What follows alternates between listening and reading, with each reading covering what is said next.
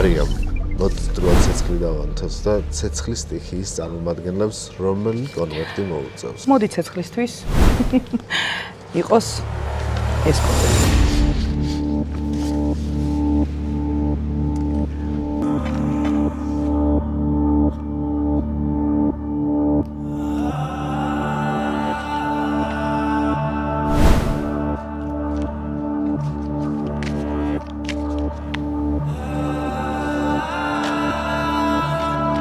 მინდა ვთქვა, რომ მამაკაცის ენერგია მოდის.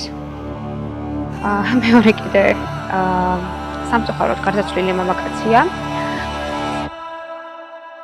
რთული ენერგიების მქონე ადამიანია. ადამიანი იყო უფრო სწორად, ანუ ცეცხლისავით იყო ეგ ადამიანი, როგორც ხედავთ, სანთელს ისეთი ადამიანის იყო. ძალიან ხიარული ადამიანი იყო იმის მხრივ, რომ იუმორი ჰქონდა ძალიან კარგი. სულ ხუმრობებით იყო, მაგრამ გულში იყო ძალიან ნატკენი. მაგრამ он старался не показывать.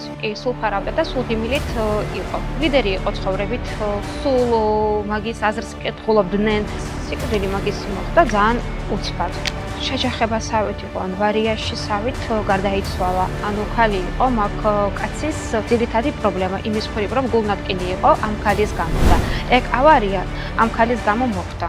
Am ადამიანს ჰქონდა ხედვა, ხედავდა сулებს, ხედავда энергиет. У него были тайные знания, которыми он обладал, и этими знаниями он не делился. И из-за этого у него постоянно был дисбаланс. Он не понимал, куда деть эту энергию. Он умер в раннем возрасте, но адрегарда იცვალა. Მაის დაახლოებით რა საკითხი? ის ხლავე.